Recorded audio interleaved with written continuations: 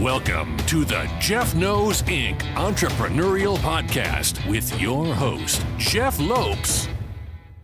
Jeff has over 2 decades experience as a serial entrepreneur, building brands like Kimura from his home basement to a multi-million-dollar global brand that has sold over 250,000 pairs of boxing gloves.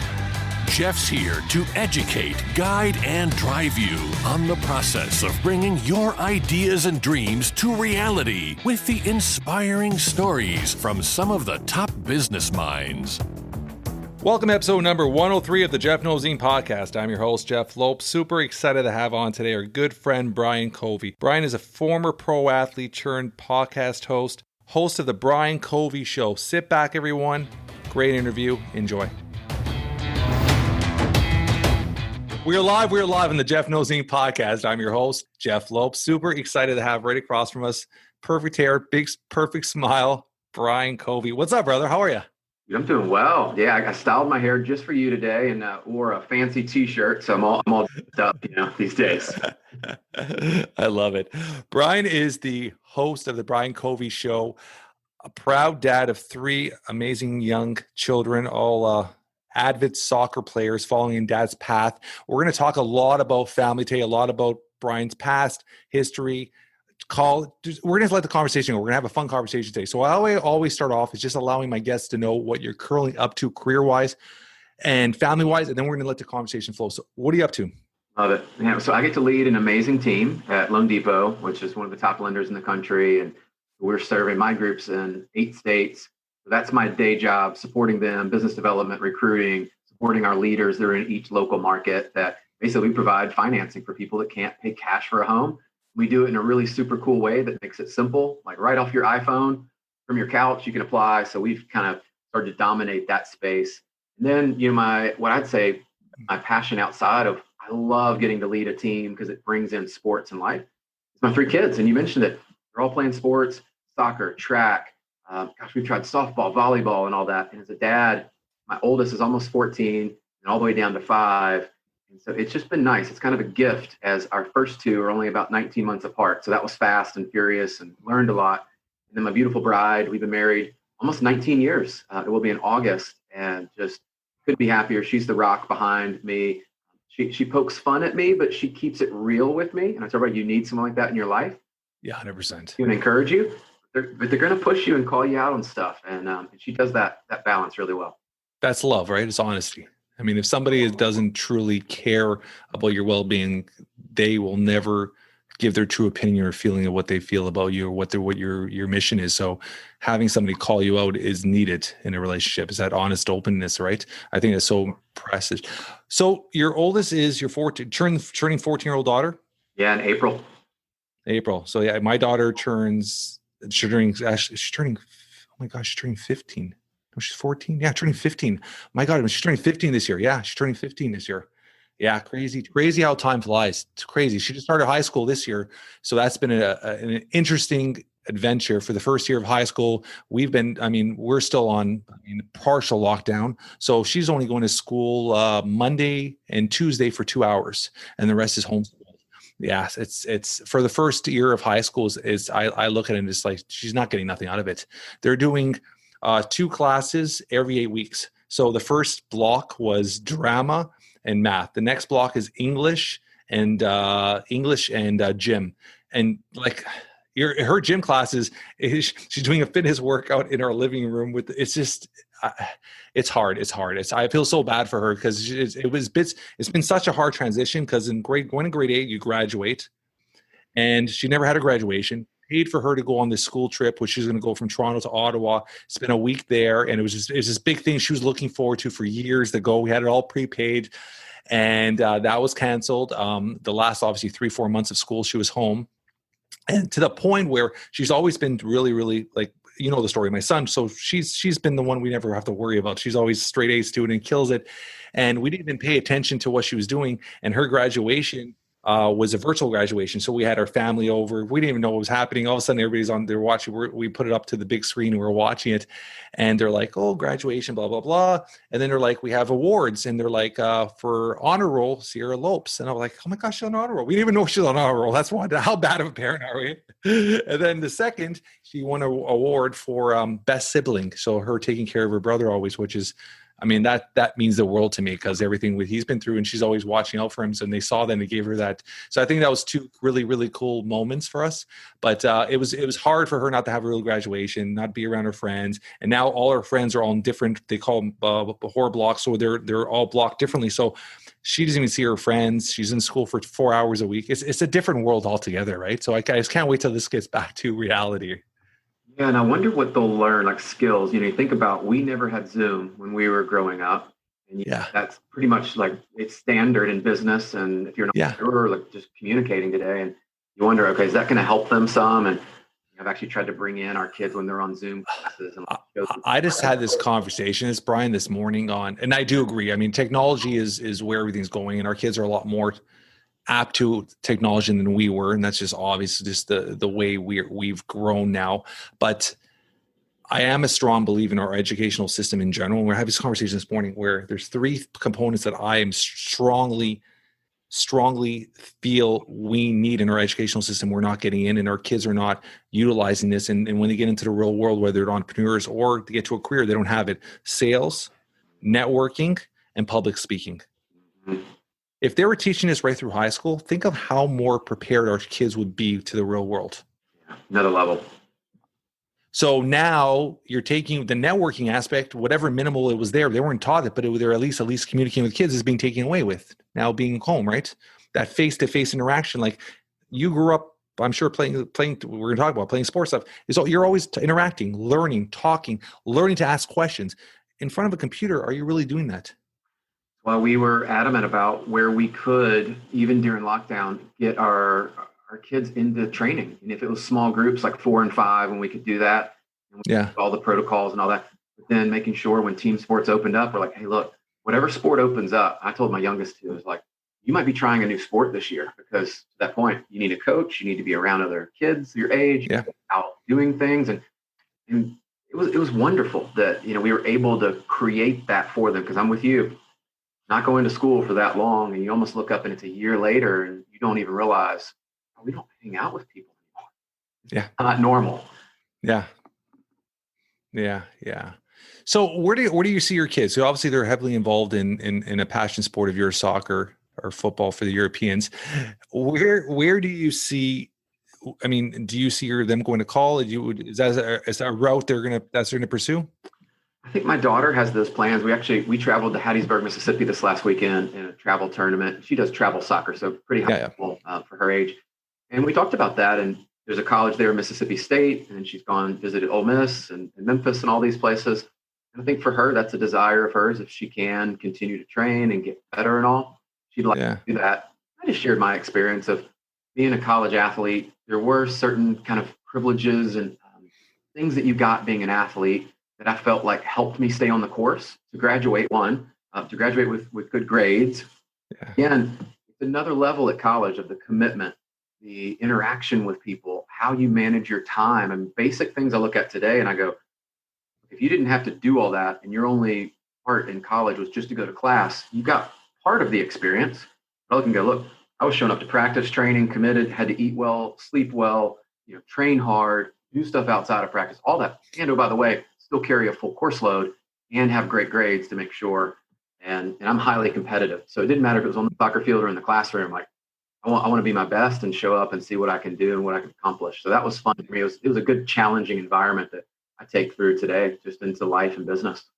Yeah, I love that. So let's bring back Brian. When did you first start playing soccer? What age were you?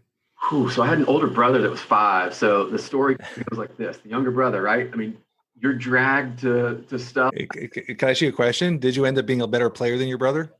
I played, which, I mean, it's always like that. The younger brother, because they're brought up around the field watching, by the time they actually start playing, they're at a higher level. I always see that. Because I coached competitive. I didn't coach this year, but for 3 years I coached a traveling baseball team, and I managed and talked a lot of coach and part of a baseball board. And you see always when you get a brother that plays rep, and then you have that brother's 3-4 years younger, they end up becoming animals when it comes to it. They're like little beasts. It's hard not to when you think about I'm showing up there 3-4 years old, don't know any different, right? And older brothers out there playing, I don't know any different. Like I'm kicking a soccer ball at a young age. And I was super blessed. For those that know soccer and know it well, you probably know the name Pele, right? Of course. Right.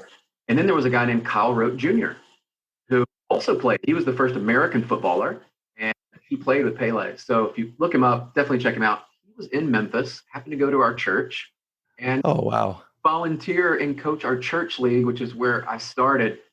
I laugh with people all the time, and I go, I started not only with my dad being involved, but literally one of the best footballers ever in the States there with his kids and volunteering and helping us learn. So there was a passion early on with great coaches and dads that really set the fire for me that I was like, yeah, I love this. This is fun.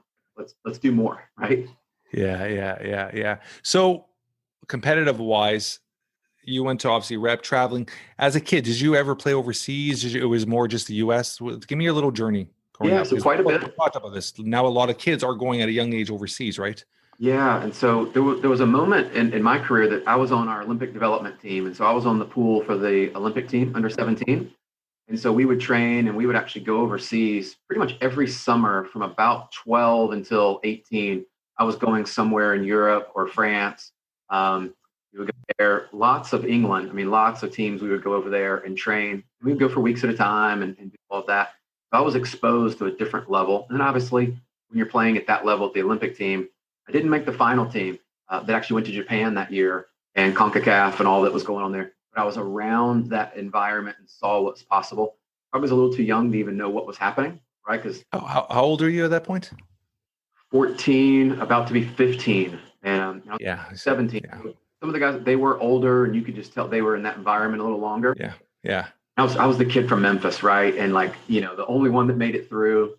And later on, one of my good friends actually made the final squad. But to come out of a town like Memphis is a great soccer town, to make it to that level was pretty interesting. But traveling overseas, I mean, Jeff, it was amazing. When you would just get to stay in dorms or gymnasiums, and all you did was train during the summer.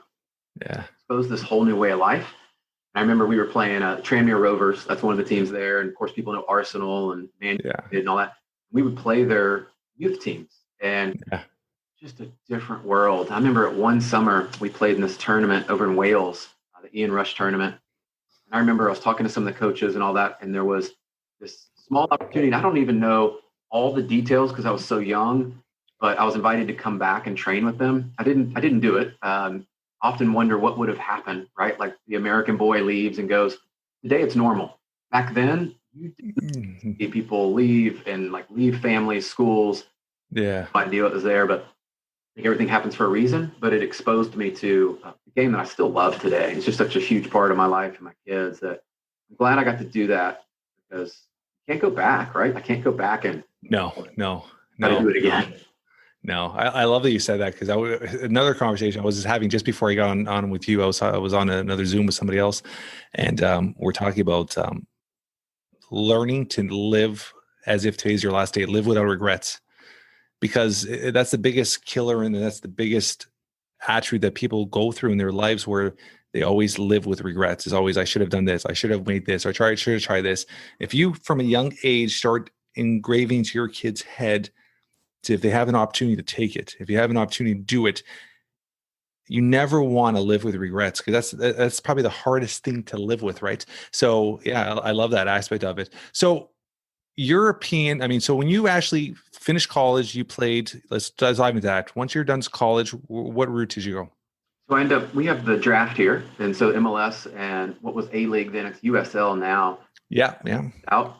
Went and trained a little bit for almost a month out in Colorado with their team. And then I got picked up and actually got to start, which was great, because at that level, you want to play. You want playing time. Yeah. So I got to play here in Nashville, which is where I fell in love with the city. And we got to travel quite a bit. It was a really good experience. It's So where originally were you from? Memphis, which is about 3 hours Okay. in the state. So Yeah. not far, which, I'll tell you this, Jeff, this was really cool is still at that age. I mean, remember, I'm still in my early 20s. I've got friends, I'm hanging out, still trying to keep up and all this. So it was nice. I had some friends that had moved to Nashville for jobs after college. My family's only 3 hours away. It was a nice way to kind of introduce me to the next level, and great coaches, great players. Just, it was a great experience that I felt like, I'm so glad that I made it and didn't, like a lot of players make it through college. Some probably could go on, but don't go on. There's some that aren't qualified or don't get picked up. And so that's a whole other thing. But I had the opportunity. I always told myself, if someone will pick me up and let me play, I'm going.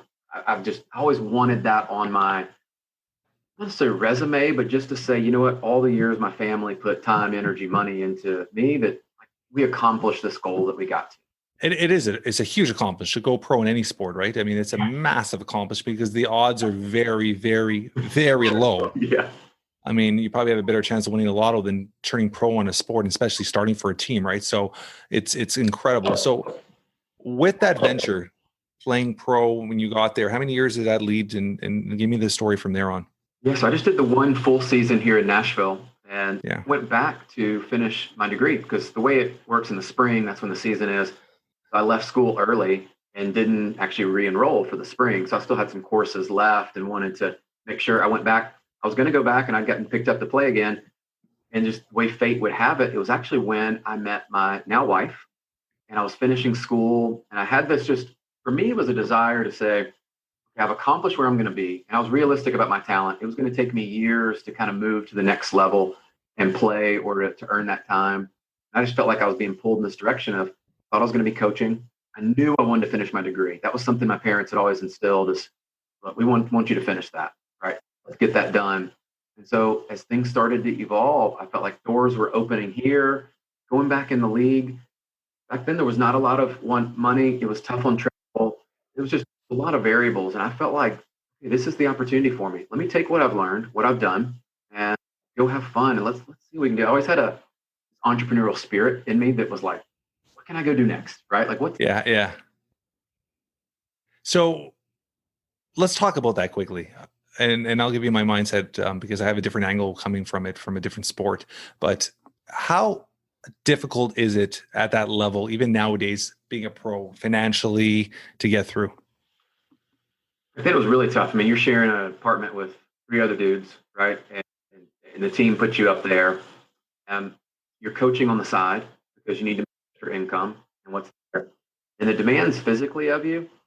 Like, what would you get paid as a pro there? Yeah, we did. What was an average salary for a pro?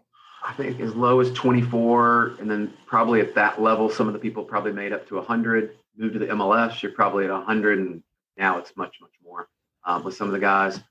So even at that level, you'd make that much money. That's not bad.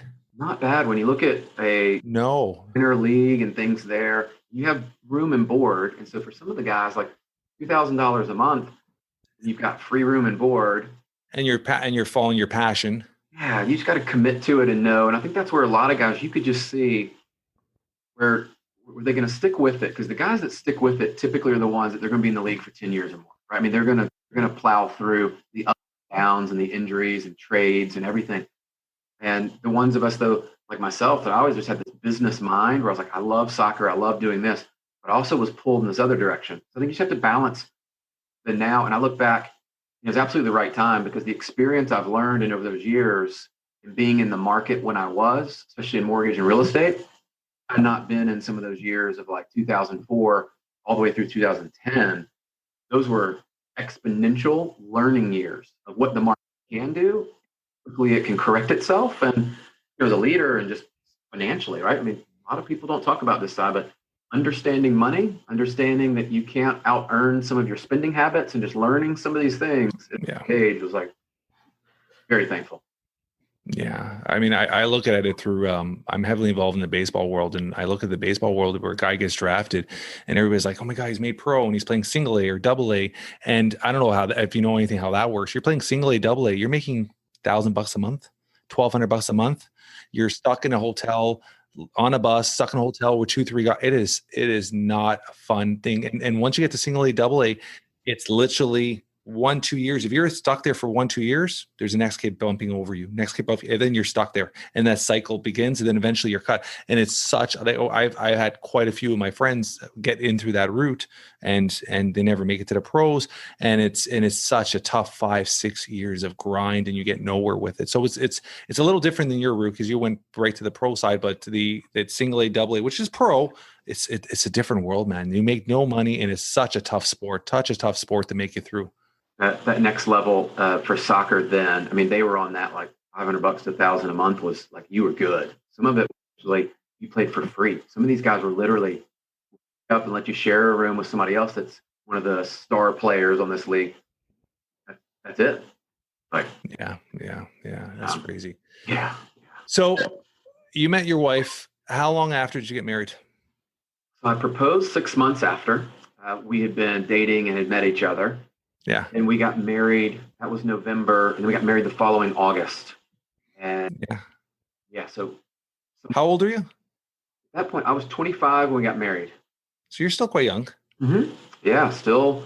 At that point, you don't really know what you're doing in life yet. You don't know where your career is going to go and things. And she was a nurse in ICU, so she had her stuff together. She'll always have this claim to fame. So Jeff, she goes, in her first year of marriage, I made more than you.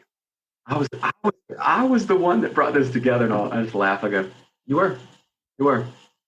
That's awesome. So she's still in the as a nurse. She still works as a nurse. Not anymore. Once we've had kids and just different things there, she has moved into the absolute queen role. I call it, is mom and taking care of things and making sure. Which is probably harder than anything else. Yeah, I tell her all the time. I don't know how you keep up. I mean, I literally, with 3 kids, where things go and where they have to be, and it's almost just the emotional piece of it's not even sometimes the physical activity of making sure they're there and here and there, but it's emotionally. I've got to plan out. I've got to make sure they have this, have that. Are they healthy? Are they doing well? What's this and that? And like your daughter in high school, we'll have our oldest going to high school. So it's all these things that you're going. And as a guy, I'm thinking, well, she's zoned for this high school. We're going to go to that high school. Like simple. She goes, no. There's more to this than that. And I'm thinking, yeah.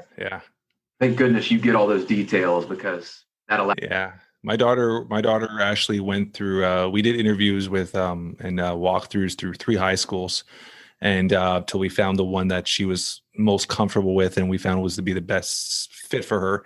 But there's a lot, even in high school now, there's a lot of thought process that goes into it, right? Academically, sports wise, and all that stuff. She really enjoys soccer too, not at a competitive level, more of a high school fun team level and stuff. But she's a high performance dancer, right? So that's a different world altogether too, right? So it has to be something that focuses on that. That's like she's doing dance like 7 days a week. That's a different world altogether, Brian. Big commitment. It's almost reminds me of gymnastics and some of these where you're like, this is every day. It is every day. Her dance is literally every single day. I mean, it's because we were on lockdown. She was doing it. She was doing like, it's crazy. She's doing 2 to 3 hours of Zoom dance every night. 2 to 3 hours of Zoom dance. So we set up the basement, and she's just doing her Zoom there 2 to 3 hours every single night. It's a lot of commitment on her part, right? But I mean, it keeps them focused. It keeps them with their heads on a path of where they want to achieve, which is so important. And it keeps them competitive. I think being competitive is so vital for kids. Very, very vital for, as parents, just keeping, I always played competitive sports. I mean, I was like right through high school. I was playing rep baseball. I was on the high school as a starting goalie for the high school hockey team. I was on the baseball team. I was on the soccer. Like you just played sports. That was just us. There was no, I mean, our age, there was no internet. There was none of that stuff. I mean, I'm a little older than you. How old are you? 43. Well, you're the same age. You're born in 78. 77 too. Mm-hmm. Yeah. So me too. In August. Oh, very good. Yeah. Okay. I just turned in January 44. It's a good year. Time flies, buddy. Time flies. Do you still, I'm asking you, are your parents still around? They are both. Yeah, fortunately.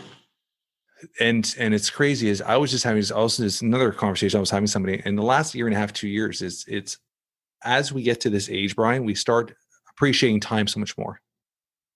And you start looking at your parents and realizing how important time is and how valid time is. And that was going back to the thing we said before, is not living with regret. So I look at my parents now and it's like, And it's crazy is somebody told me this years ago, and I was just like, I didn't pay attention to it. They said, your parents, when they call you half the time, it's not because they need something, it's because they just want to hear your voice or talk to you. So I'm very, very valid where every single morning I call my mom and talk to my mom and dad. Before I go to bed, I'm 44, talk to my mom and dad every night, every morning, guaranteed. I've never missed, I don't miss a day. And my parents live about 40 minutes from us, and I still drive down 3-4 times a week just to have a quick coffee with my dad and stuff like that. But it was funny because it was a few months ago, my dad calls me up and he's like, Jeff, he goes, because we have warehouses here and stuff. He goes for my other companies. And he's like, Jeff, he goes, can you bring me a couple rolls of tape and a tape gun? I'm like, yeah, no problem. He's like, can you bring it by today? I'm like, in my head, I'm like, that was the whole thing with living in regret. I'm like, in my head, I'm like, I'm so busy, but I'm like, okay, fine, I'll pick it up. And then I hear my mom in the background. It's like, Joe, she goes, you have like 3 rolls of tape on your counter in your garage. What do you want tape for? And he was quiet and he was embarrassed. I just played off. I'm like, okay, I'll be there. And I hung up on him because it was that validation of he literally just wanted to spend time with me. It had nothing to do with the tape. And they're starting to understand that. So we have to appreciate that. And I go out of my way to make them spend as much time with their grandkids as possible, because it's like I said, it's just, we're on this earth for such a short period. Even though people sometimes say we got a long life, it goes like this. If you look at your daughter, you picture the last 14 years where it's gone. No, you look back, I mean, even 3 years ago, so Facebook will pop up the memories. It's one of the few reasons I really enjoy being on there is like memories. And you go, 3 years ago, you look so different. Like you're not even the same person. And getting to spend that trip this last weekend with her, 6 hours in the car ride. On the way down there, it's on a Friday. I'm on the phone, on calls and working on the way down, which helps speed up time. She's on her phone scrolling TikTok with, AirPods in because she doesn't want to listen to my calls. Obviously, they are not cool. And the way back, it was the best gift she could have ever given me. Is she wasn't on the phone. Obviously, I wasn't on calls or on the phone on Sunday. And we just got to talk almost 6 hours about life and dreams and just so much. I remember telling my wife when I got home, I was like, it could have been possibly the best 6 hours in a long time I've ever spent. I just felt so connected. It was like our relationship went to another level, and I just got to listen. And so I get it. When we get off here, I'm going to use your address. I'm going to send you my book. And one thing I wrote in my book is building memories with road trips. Mm. That's something we're very valid on. Is every year we take last year a pandemic changed everything, but we try to take 2 road trips every year, and we try to make them long road trips because there's nothing like the last road trip was last year. Beginning of last year, we went to Myrtle. So from Toronto to Myrtle, 20 hour drive, 20 something hour drive. On the way there, we stopped at Virginia, slept the night, and then continued. On the way back, we had such a fun time in Myrtle. Had such a great time there. So the way back, I said, you know what? We were supposed to leave. I think it was on a Saturday night or something like that, or Saturday, and do the same thing. Stop in Virginia and then do the half and half split. I said, you know what? We're canceling our hotel. We're going to stay an extra night here. I'm going to gun it home in 25. I'm going to just drive straight. So I said, we did it. Got up at 5 a.m, got in the car and just boomed it back. And that ride back, my son threw up 3 times in the car. We almost hit deer 2 or 3 times. We were dead tired, nauseous. But honestly, Brian, it was the best memories you could have. We sit there sometimes just laugh at the stuff we did, the truck stops we stopped. Those memories you build in a car when you're confined, you're upset, you're sweaty, you're hot, and it's just the greatest memories, like the greatest memory. Right. And I learned that from my parents. My dad was a blue collar worker working at Ford Motors, 30 years. He worked 2 weeks day, 2 weeks night, 2 weeks a month. I wouldn't see my dad. But one thing he would do every summer is he would block 4 weeks vacation straight. He would get in the car and we'd drive up to Cape Cod. He'd rent a little cottage by the beach. And for 3 to 4 weeks, every summer we lived by Cape Cod. And that was something we did every single summer. And those road trips was hands down the greatest memories as a kid. And I always told myself I was going to do that. And when my kids were old enough to remember, the first real road trip we did was to Cape Cod. I took my kids to Cape Cod. So you have those memories, right? So I think it's so important. I think spending time in a car I love it. I think it's such a great thing to actually do, right? Yeah. Well, we're heading out next week to our happy place. We call it down in the Panhandle of Florida. We go down there and stay with the in-laws and everything. And it's nice because they're around their grandparents. We get to relax. And it's our spot. Like we know where we go eat. We know where we hang out. We get this time of uninterrupted, just to hang out. And you're going there for how long? For a week. We'll go on Monday. We travel for soccer this weekend, of course, and then out Monday, back on Sunday. And it will be one of those just to kind of reset, just hang out with family. And some of our other family will be there too. So it'll be all of us together and their cousins and all. So it'll be that. And then we get our kind of time together. I can't wait. I look forward to this spring break. It's become a lot more meaningful as the kids get older. 100%, especially as I'm sure you've heard that stat, 90% of the FaceTime we spend with our kids is before the age of 18. So now you look at your daughter and my daughter, like we don't have many years left, right? No, it's starting to shrink. It's going the opposite way. You appreciate that so much more. So your podcast, let's dive into that. When did you start your podcast? Last year in January was when we originally kicked it off, right before the whole COVID and shutdown. So we had a couple of lives, and man, what a blessing that has been. That was stepping out of my comfort zone and has absolutely exceeded my expectations on all levels. But it's also been a growth piece for me to learn how to communicate, prepare, hire help. Honestly, like some of the production side, I realized there's areas I don't even want to do, nor do I want to improve on them, but there are areas I want to improve. So how cool is that? Like the gift, and as you test yourself in those areas, it's amazing. So where was your mindset when you first started a podcast? Like, what was your purpose with the podcast? Why did you even start it? Like there's so many different reasons. When I ask that is because I started my podcast. There was a purpose for my podcast. I'll tell you in a sec, but what was your purpose of your podcast? So I recognized I had a really cool network of people that I enjoyed hanging out with. And I thought, how can I add value to the marketplace? I think that's a question we all have to figure out, is like, where do people usually come to me for advice or coaching and things? And I thought, cool, well, I'm going to bring on guests. And that was always my vision of it in the format. I'm going to bring on amazing guests. We're going to tell their story, give people a little bit of hope and inspiration. But let's do more than just give them hope and inspiration, make them feel good. Let's actually give them, almost if you went to a TED Talk and they were to hear Jeff speak, what would be that 10 minutes or so that you would just lay down? Here is a lesson. Here is something that I've absolutely applied in my life and that you can go apply. So there's tactical pieces to go change your life. And I thought, people are asking me enough about this. Maybe I should do it. So that was kind of one part of it. This part was very intentional of, I recognized, to your point earlier, public speaking. How do we connect with other people? How do you improve that in today's day and age? I saw a vehicle, which was podcasting. I'd been a guest on a lot of shows before that. Well, if I'm on there, I'm going to get better at speaking with my reps. I'm going to learn this. I'm going to hire a coach to help me through it so I can improve that. So when I get back on a stage and speak, I can improve my message and get clarity. And then the last part, I'll tell you, and it actually came to fruition differently than I expected, but I knew my network was great. But I also wanted to seek out new people that I was connecting up with on social, just like us. I said, well, how do we connect? Because if we don't fly to meet each other, the old way would have been we had to go together to a conference and hang out. Well, it played out just perfectly in the fact that no one's traveling. We all had time. And so I was able to book some guests and some people that maybe I wouldn't have booked.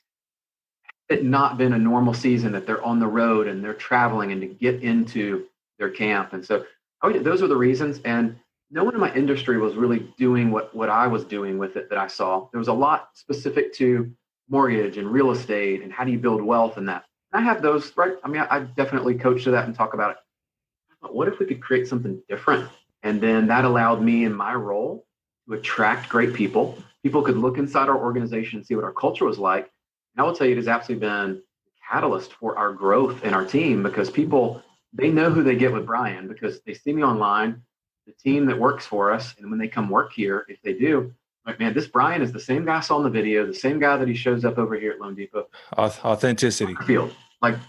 So they know if they want to work on our team, if we would work well together. And I thought, man, no one's doing this. So let's roll. Yeah, I love it.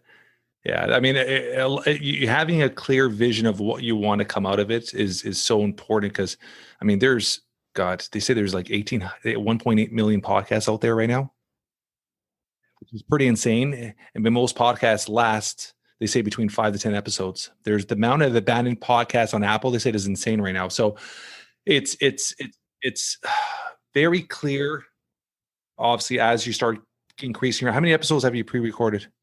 We're at 40 and actually slowed it down a little bit. And that was mainly just learning, right? Lessons of building out our team and how fast we could actually produce. And then obviously with my role in leading the team and as a dad, I said, that's about what I can digest. Do it. So you do one a week or one every 2 weeks? So I'm right at one a week right now is what we've moved into. Yeah, and there was a little bit of a season that I slowed down, but I expect this year will be the one a week, and we're sticking to that pretty well, which is I think that's the right rhythm for me. And yeah, everybody, you have to find your comfort zone and your rhythm. I think that's very important because it comes across. You can burn out and lose the passion very quickly if it's not something you're running, right? Yeah. When I started the podcast, I started mine in March, and we've pre-recorded 100 and I think you're 105, 104 episodes already. Yeah. And I have preset over the next 6 weeks, another 10, 12. Yeah. So we're hitting off 2 a week with ease, and it's but I got a really good team. I got an attitude. Like we have everything's. I'm very smart of how to fire myself from positions pretty quickly. I've been an entrepreneur for 25 years, so I get that pretty quickly, right? So I know my strengths and I know where to. I don't get me wrong. I love my strengths, but I still love learning how to do everything. So I actually learn how to do everything first, and then I'll fire myself once I know how to do it, because I always want to have that backup plan. If that person's gone, the show must go on. So I always do that. That's one thing I always do with all my businesses. I always learn every role, and I know how to do everything. And it comes in handy. When the pandemic hit, all my staff at my main company, Comora, were gone. And the show had to go on because I went B2C. I started going online. I put a lot more money towards marketing and I focused online. But I was packing, receiving, labeling. I was doing everything. I was literally, you got to do, right? That's just entrepreneurial mindset, right? But yeah, it's pretty. But do you have any great stories or of a guest or somebody you had on? You're just like, wow. I always ask podcasters that. Yeah. So what's cool is that's actually what birthed my book. So we just released that last Tuesday. Okay, we're going to talk about that. Yeah. Yeah. So I mean, it's a perfect kind of parlay into that is what I look back on. What were the guests that people engaged with the most, gave me feedback on, and I felt like really kind of identified with the show, like why we did it.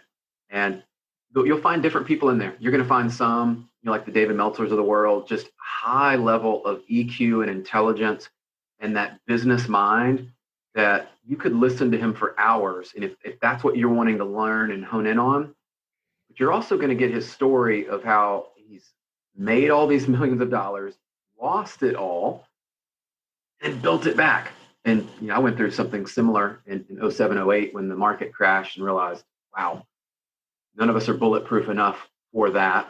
And lessons are taught. So I would say that was one that was really cool. Another good friend that came out of all this, Matthew Newman, and he's got Start at the Finish Line. And as a dad, he had a really touching story of, without giving away too much, how he found out in a very unique way that he actually had a brain tumor, and how he dealt with it and what he's doing now. It touched my heart just because he's a dad and his story and just, man, to go through that. And you often wonder if that was me, would I respond the way he responded?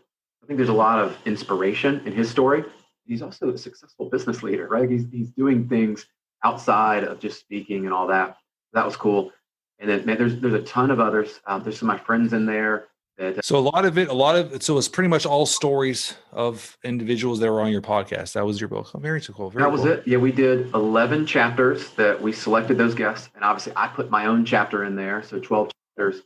And at the end of each, when you take the hope and inspiration of story, then you give the tactics of what they would speak on if they were on a stage. And then I put at the back end of each story, what did I learn? What was my big takeaway that I went and implemented that I felt like was really the biggest thing that I learned from them? And I wanted to give insights into not only how I think, but if you're listening to this, you may get something totally different. But here's what I took away. And that might help you with where you are. And then my chapter, it flowed beautifully. I've been honestly overwhelmed. In the last week, we've only been on Amazon a week, and I'm like, the amount of people buying it and friends showing it. You know how it is. You're just like, you put something out into the world and you go, don't know. I do believe it's going to make an impact, but how big of an impact? And there's the whole other marketing and promotion side of it that I'm sure we'll get into, but Yeah. cool. I'm sure. Yeah. It's a fun experience, right? Yeah, you've done it. And it's like the fact that you're getting pictures. Like I had a picture this morning from one of my neighbors, super cool guy, and his two sons are holding the book, and they're like, "Hey, Mr. Brian, you got to come by, sign the book later." And I'm just thinking, this is really crazy. Yeah, it's crazy. Like I was a guest on a podcast this past week. That's another thing too. We're going to talk about that quickly, but I was a guest on a podcast this past week, and the young lady that interviewed me, she obviously read the book inside. She knew every inch of that book, and the book's called Entrepreneurial Dad. And she's like, and she's like, I love this bullshit. I bought copies for 5 people that know Entrepreneurial Dads. And then she's like, they shouldn't say Entrepreneurial Dad. She should be Entrepreneurial Parent. Like everything I'm learning in here, like I could use towards myself and all this stuff. And it was pretty cool where she was just, and she goes, and then she actually, reached out to me this morning. She writes a blog. She goes, do you mind if you make permission to write a blog on your book? I'm like, 100%. So you're getting those reactions, which is, like when I did my book, and you'll tell me why you did yours in a sec, but when I did my book, it was I always try to have a purpose for everything I do. So it aligns with my mission and what I'm trying to accomplish. When I did the book, I was creating the Man's Purpose, which is a platform I created for entrepreneurial dads. So there's the world of coaching is very diluted with a lot of coaches and shouldn't be coaches. And I was coaching for the last 3 years. I never charged a penny. I coached over 64 entrepreneurs from 0 up to 7, 8 figures. I have all these testimonials, but never charged a penny. And I was realizing the world was full of these 21, 22-year-olds that never experienced nothing in their life. They're all expert coaches. So I was like, and they were charging arm's length. So I said, I want to create a platform where I know people think I'm crazy, but I charge $47 a month. And it's literally once a week, I coach everybody as a group coaching business and stuff. So I wanted to create a platform for that. So the whole idea with the book was I wanted to create a book that if you read it, a short, quick read, that you're going to turn around and say, I want to learn more about Jeff. That was the whole purpose of the book. And everybody that's read it, they all come back and say the same thing. Like, as soon as I'm done reading, I want to learn more about you. So it did my objective. So when you wrote the book, what other thought process were you getting out of your message? What you were trying to do? Were you trying to help build your brand, help the podcast? Like what other aspects of it?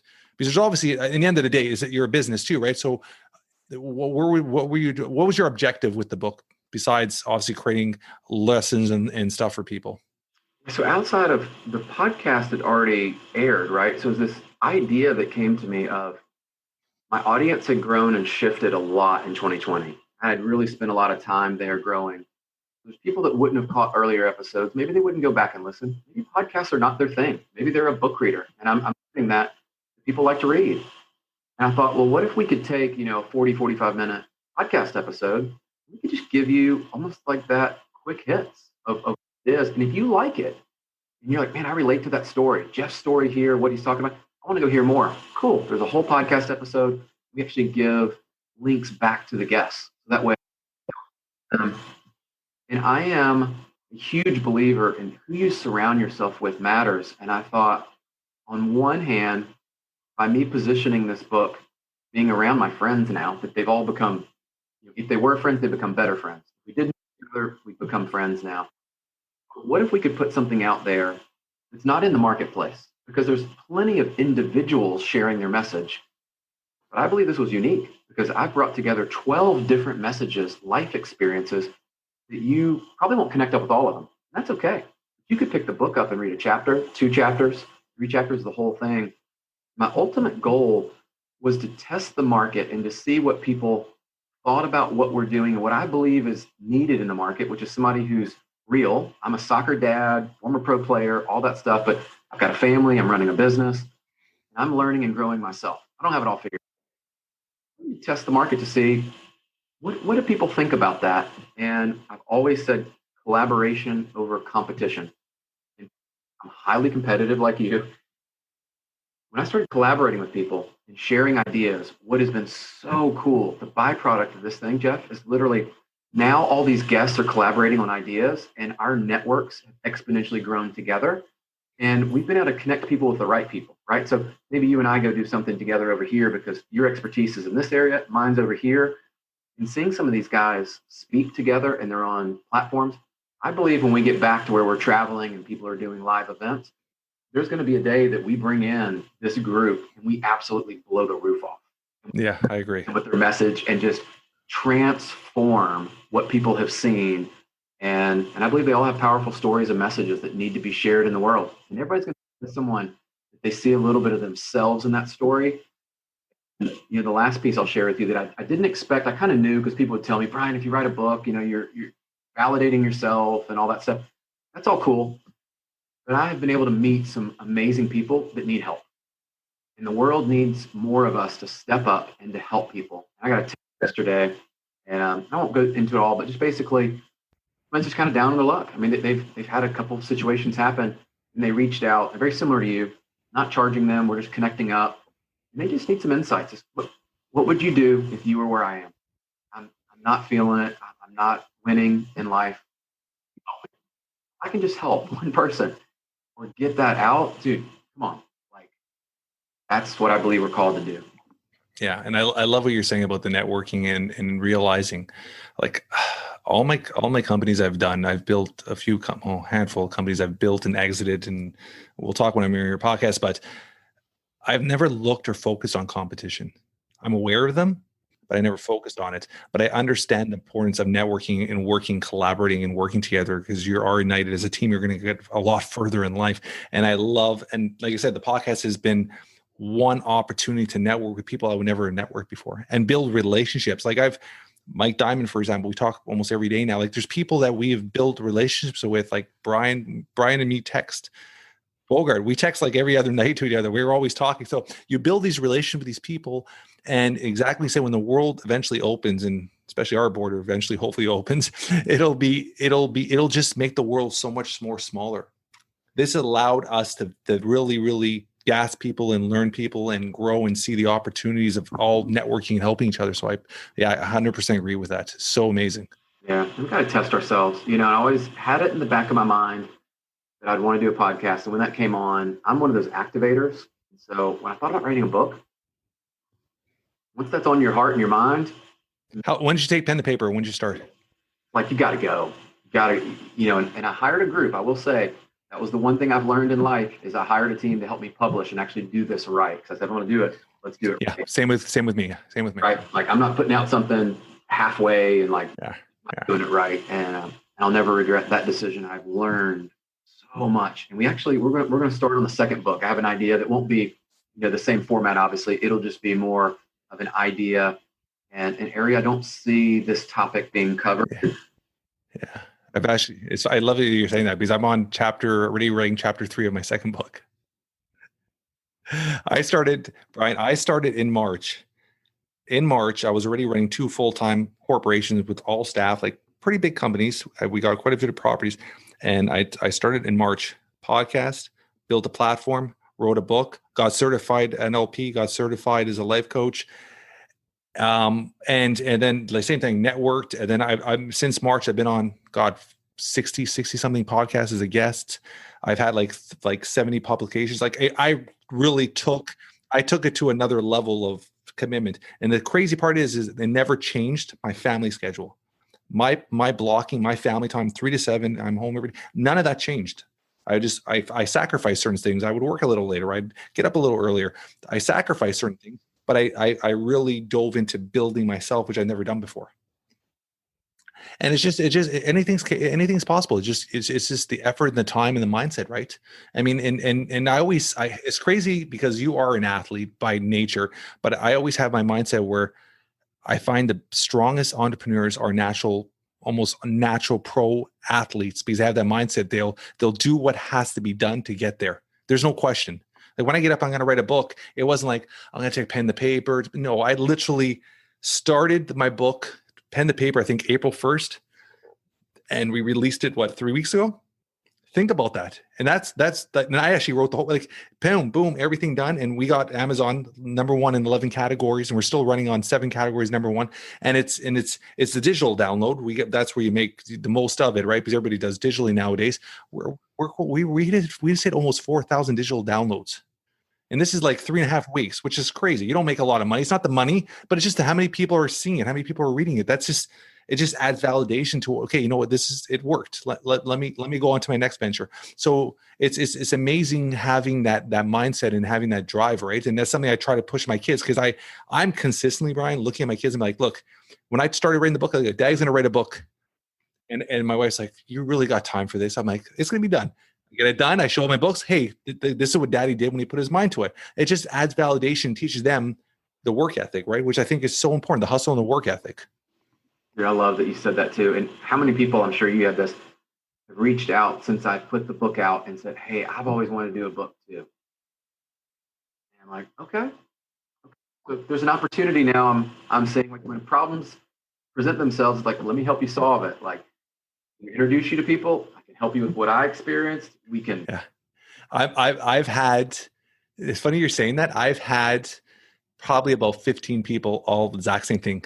And I've networked 7 of them to Ashley, my publishing company, that would help me out and run everything. And then I also, same with the podcast. When I started the podcast, same with you. I probably had maybe 15, 20 people within the first 3-4 months. Once I started actually producing and showing that I was steady with this, can you help me out? Can you help me out? And at first I was like, oh, here we go. Because I know people's mindset, right? Are they going to be consistent with it? But I did it with everybody that asked me. I never say no. That's probably my biggest fault. You're friends with Brian Ward, right? So I mean, Brian, we do the same thing. We talk like every day. And it's funny because Brian knows how I run. Like, I can't say no. And that's probably my biggest issue I have myself. So I'll give you an example. Like last week, it was Thursday or Friday. I had 7 clients back to back on top of my business, on top of everything. So I coached 7 people back to back. And some of them, if you go to Instagram and all, they're high profile people. I never charged a penny. So I was drained by the end of the day, running my business, running my staff, coaching 7 people. And Brian's like, what's wrong with you? I'm like, I can't keep my eyes open right now. And I'm like, I just literally worked for 7.5 hours coaching these people, probably gave them $1,000, probably sped up how much time in their careers.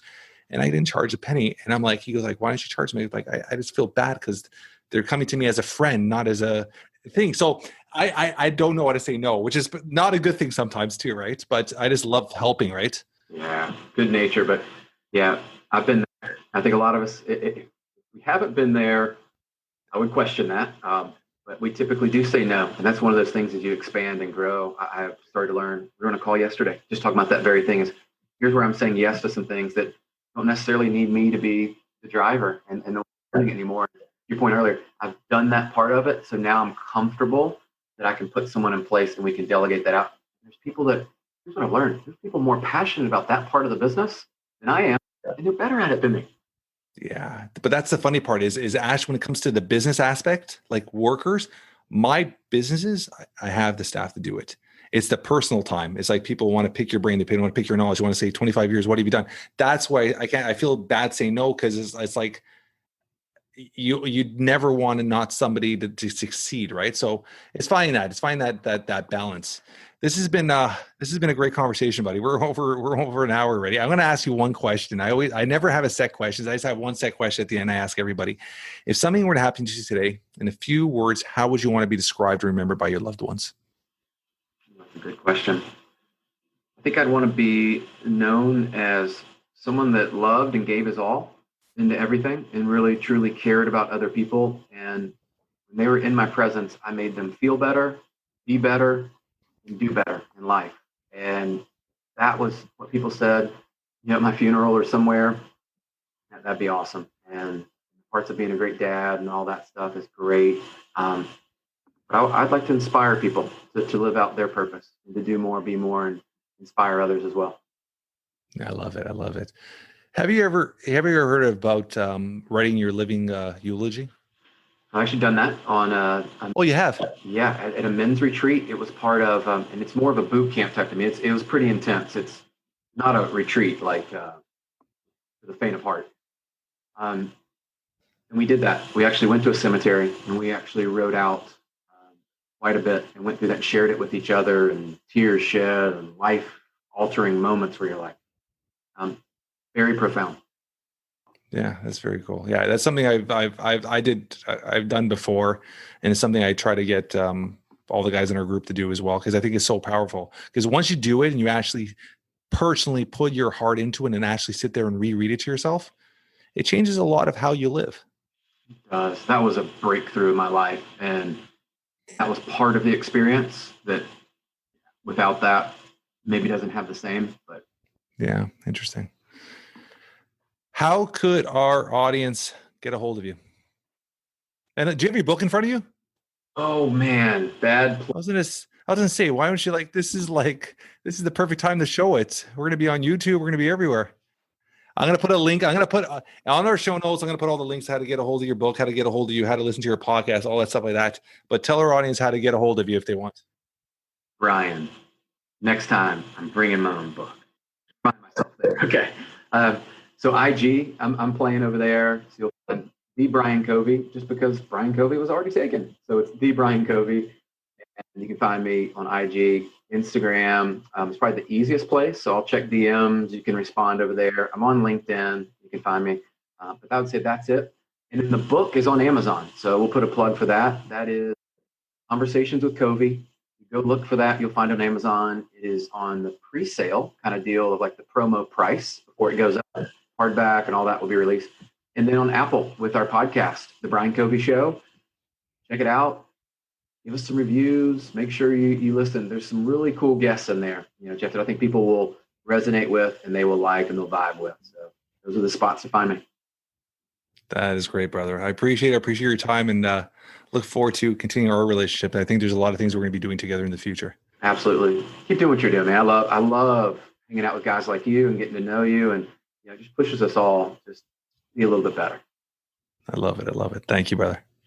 That's a wrap for today. I want to thank our guest, Brian, for taking time out of his busy schedule to be a guest on the Jeff Knows Inc. podcast. Great interview, great dad, great podcast host. I hope you guys enjoy this podcast as much as I did. If you did, please do what you do every week. Tell your friends, tell your family, spread the word. We're trying to build something special here. Leave a review. 5 stars will be absolutely amazing. Until next week, guys, keep moving forward.